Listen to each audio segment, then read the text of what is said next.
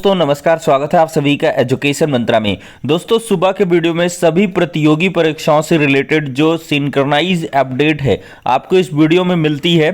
सारी भर्तियों से रिलेटेड हम इंफॉर्मेशन को कवर कर देते हैं, तो सुबह का वीडियो बिल्कुल भी मिस ना किया करें। दोस्तों आज भी बहुत सारी जो रिक्रूटमेंट हैं उनसे संबंधित जो अपडेट हैं वो निकल के आ चुकी हैं। DRDO, UP triple SC, UPPSC, DElEd, TGT, PGT, SSC, APO और एएनएम भर्ती जैसी बहुत सारी सूचनाओं पर चर्चा करेंगे। लेकिन इसके पहले जो छात्र पीईटी 2022 की तैयारी कर रहे हैं उनके लिए एक छोटी सी इंफॉर्मेशन।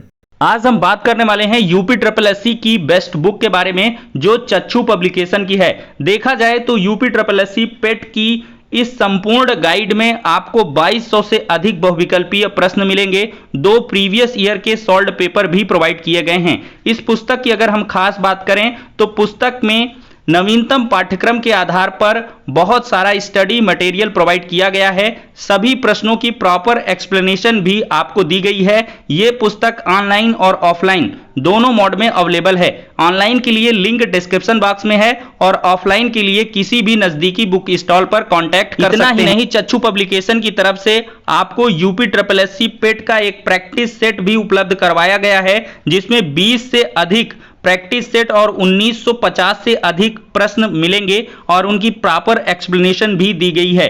तो इन दोनों बुक्स के साथ यूपी ट्रिपल एससी पेट 2022 की प्रिपरेशन को बूस्ट करें और सफलता पाएं। देखा जाए तो डीआरडीओ से बम्पर भर्तियां निकली हुई हैं और इनके लिए जो आवेदन है वो भी शुरू हो चुके हैं।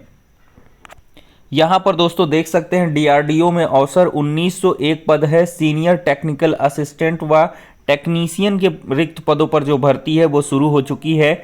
न्यूनतम आयु यहां पर 18 साल और अधिकतम आयु 28 साल होनी चाहिए। आयु सीमा में छूट नियमानुसार दी जाएगी।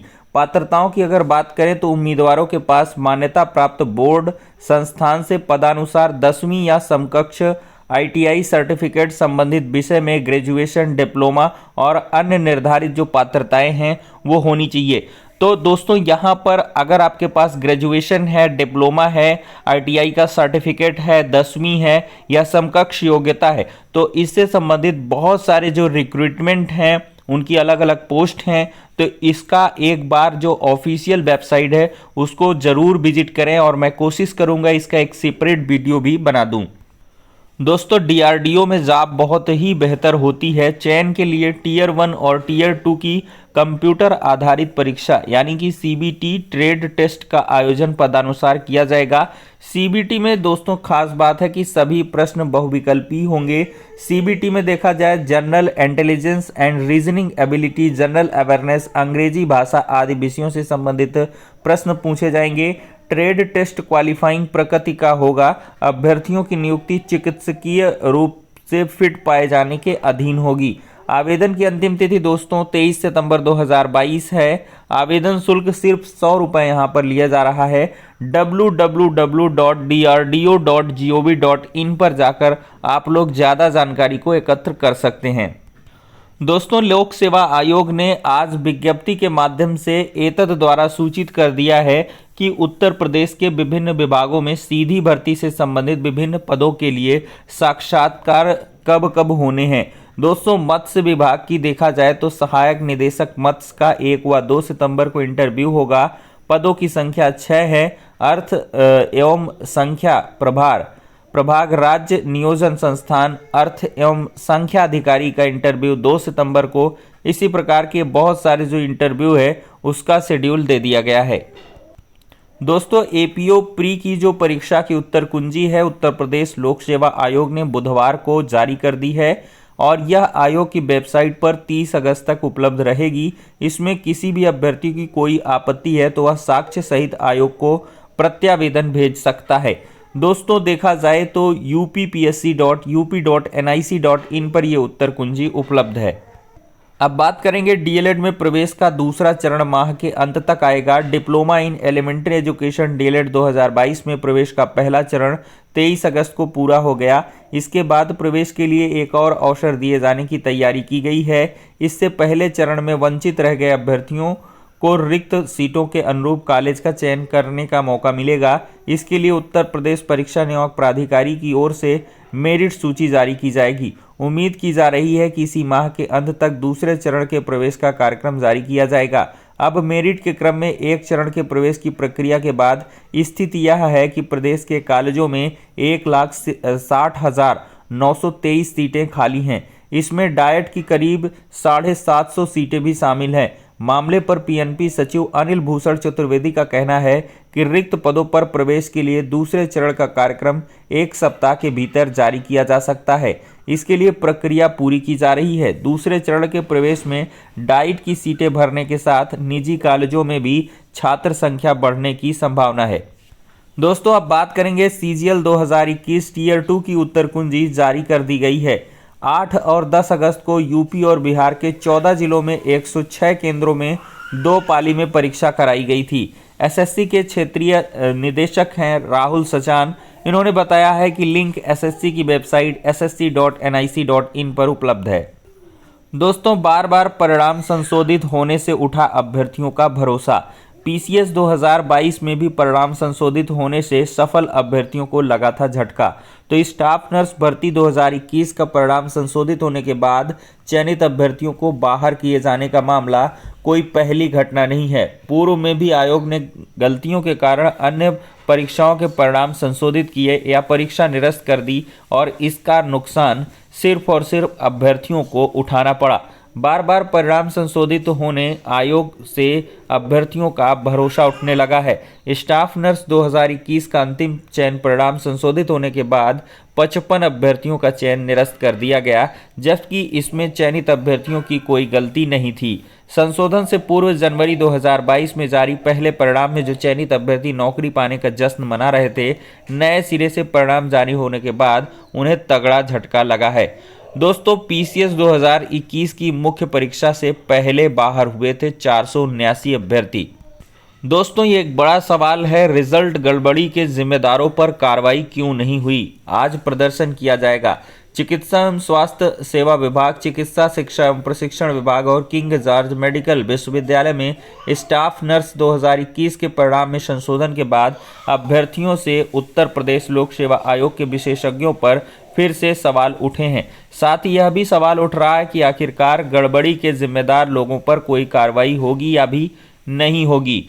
दोस्तों, ये बहुत ही संवेदनशील प्रकरण है। रिजल्ट में गड़बड़ियां आती हैं, ऐसा ही एडेड जूनियर शिक्षक भर्ती में भी हुआ है, लेकिन जो गड़बड़ियां करते हैं आखिरकार उनके ऊपर गाज क्यों नहीं गिराई जाती? एक कड़ी कार्रवाई होनी चाहिए। आज प्रदर्शन भी होने वाला है। सहायता प्राप्त महाविद्यालयों में विज्ञापन संख्या 50 के तहत असिस्टेंट प्रोफेसर भर्ती में कथित तौर पर भ्रष्टाचार के खिलाफ अभ्यर्थी गुरुवार को उत्तर प्रदेश उच्चतर शिक्षा सेवा आयोग के बाहर दोपहर 12 बजे प्रदर्शन करेंगे। अभ्यर्थियों का कहना है कि कुछ अभ्यर्थियों के 95 में से 92 प्रश्नों के जवाब सही हैं, जो कि मुमकिन नहीं है। अब दोस्तों, हम बात करेंगे टीजीटी पीजीटी एग्जाम डेट 2022 के बारे में। दोस्तों, 12 जिले से परीक्षा केंद्रों के प्रस्ताव मांगे गए। सहायता प्राप्त महाविद्यालयों में प्रशिक्षक स्नातक स्तर यानी कि टीजीटी और पीजीटी 2022 की 4163 पदों पर भर्ती के लिए 12 जिलों से परीक्षा केंद्रों के प्रस्ताव मांगे गए हैं। उत्तर प्रदेश माध्यमिक शिक्षा सेवा चयन बोर्ड की सचिव डॉक्टर अंजना गोयल ने लखनऊ, अयोध्या, आजमगढ़, बदायूं, बरेली, इटावा, हाथरस, जौनपुर, झांसी, लखीमपुर खीरी, सीतापुर आदि जिलों के जिला विद्यालय निरीक्षकों से गुरुवार तक परीक्षा केंद्रों की सूची भेजने के लिए कहा है। तो दोस्तों, सूची आने के बाद यहां पर सारा कार्य पूर्ण हो जाएगा और ये उम्मीद जताई जा रही है कि अगस्त के लास्ट तक आपका जो परीक्षा शेड्यूल है, परीक्षा तिथि के 2 महीने पहले का आश्वासन भी आयोग से मिला था, तो इसके अकॉर्डिंग नवंबर में अगर एग्ज़ाम है तो अगस्त लास्ट तक आपको इसकी सूचना मिल जानी चाहिए। दोस्तों, ओबीसी कोटे में एक बड़ा बदलाव होने वाला है। ओबीसी आरक्षण की नौकरियों का ब्यौरा 48 विभागों ने नहीं दिया। प्रदेश में 2010 से 2020 तक सरकारी नौकरियों में ओबीसी कोटे से कितनी नौकरियां दी गईं, विभाग इसकी जानकारी सरकार को देने में गंभीर नहीं है। सभी विभागों की इसकी सूचना सार्वजनिक उद्यम विभाग को देनी थी। कुल 83 विभागों में से 40 का 23 अगस्त को और शेष 43 का ब्यौरा 24 अगस्त को मांगा गया था। इन 2 दिनों में महज 35 विभागों ने ही आंकड़े दिए हैं। वहीं कई विभागों ने उपस्थिति तो दर्ज कराई पर पूरी जानकारी नहीं दी। उनसे तत्काल पूरा ब्यौरा देने के लिए कहा गया है। दरअसल राज्य सरकार अपनी नौकरियों में ओबीसी कोटे के तहत दिए गए उनके प्रतिनिधित्व की समीक्षा करने जा रही है। गौरतलब है कि 2 साल पहले राज्य पिछड़ा वर्ग आयोग ने इस संबंध में जानकारी मांगी थी। इसके बाद ओबीसी कोटे में दी गई नौकरियों की जानकारी के लिए सामाजिक न्याय समिति बनाई गई।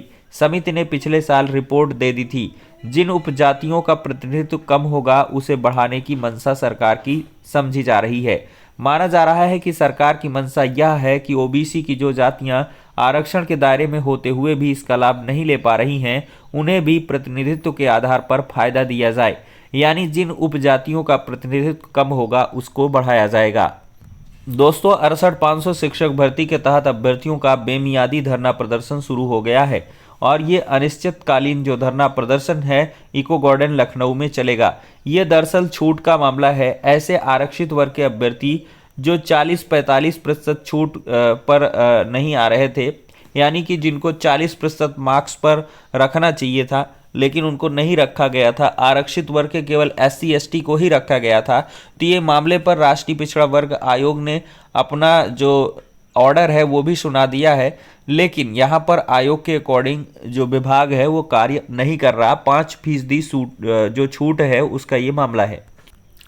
दोस्तों लेखपाल भर्ती में नकल कराने में 8 को गिरफ्तार किया गया है। नैनी के 4 स्कूलों के प्रबंधक, 3 दलाल और 1 अभ्यर्थी को STF ने दबोचा है। दोस्तों बहुत बड़े जो मामले हैं वो यहाँ से निकल के आ रहे हैं। और देखा जाए तो लेखपाल भर्ती परीक्षा के दौरान महिला अभ्यर्थी रितु को नकल सामग्री के साथ छात्रों ने देखा तो सेंटर पर हंगामा हुआ था।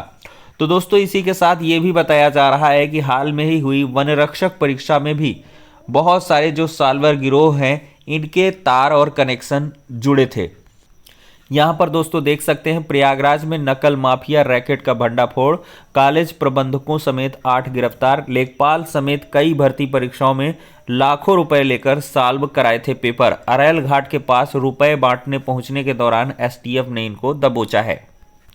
दोस्तों आज 25 अगस्त है। लखनऊ चलो अभियान है। उत्तर प्रदेश अधीनस्थ सेवा आयोग लखनऊ सहायक लेखाकार और ऑडिटर भर्ती 2022 का विज्ञापन जारी करने के लिए BCom + O लेवल अथवा समकक्ष के सभी साथी 10 बजे अनिवार्य रूप से आयोग पहुंचे। AGTA के तुरंत बाद विज्ञापन लेना है तो ज़्यादा से ज़्यादा लोग सहयोग दें, अन्यथा आयोग कब अनावश्यक विलंब करा दे कोई भरोसा नहीं है। दोस्तों इन छात्रों की चिंता सबसे बड़ी यही है कि अगर थोड़ा सा भी हम चूकते हैं तो ये जो विज्ञापन है UPSSC PET 2022 से निकल के आएगा और PT अगर 2022 से आएगा तो लाखों जो कंपटीटर हैं वो और भी इस प्रक्रिया में पार्टिसिपेट करने वाले हैं। दोस्तों PT 2021 के प्रमाण पत्रों की वैधता अक्टूबर महीने में खत्म हो रही है और आयोग देखा जाए तो सिर्फ और सिर्फ AGTA के विज्ञापन को जारी करने का ही मन बना रहा है, यानी कि जो पेट 2021 है उससे आपको मात्र AGTA का ही विज्ञापन जो है वो देखने के लिए मिल सकता है। इसी वजह से बहुत सारे छात्र चिंतित हैं और वो सोच रहे हैं कि पेट 2022 के झमेले में ना पड़ के हम पेट 21 से ही इसका जो रिक्रूटमेंट है वो निकलवा लें। दोस्तों ANM प्रशिक्षण के लिए 300 अभ्यर्थियों की दूसरी सूची जारी हो चुकी है। 26 से 30 अगस्त के बीच होगा प्रमाण पत्रों का सत्यापन।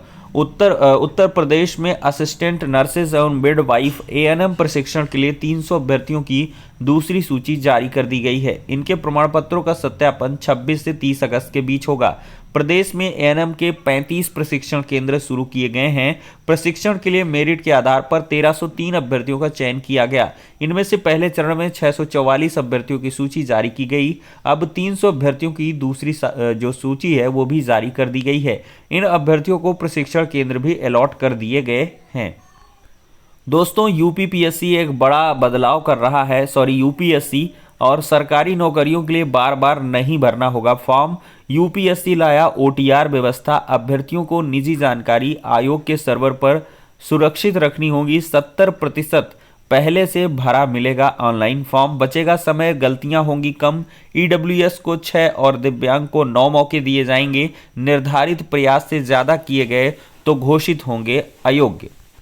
दोस्तों पीटी 2022 की लगातार आप लोग तैयारियां करते रहें, इससे आपको रिकॉर्ड तोड़ जो भर्तियां हैं वो देखने के लिए मिलने वाली हैं।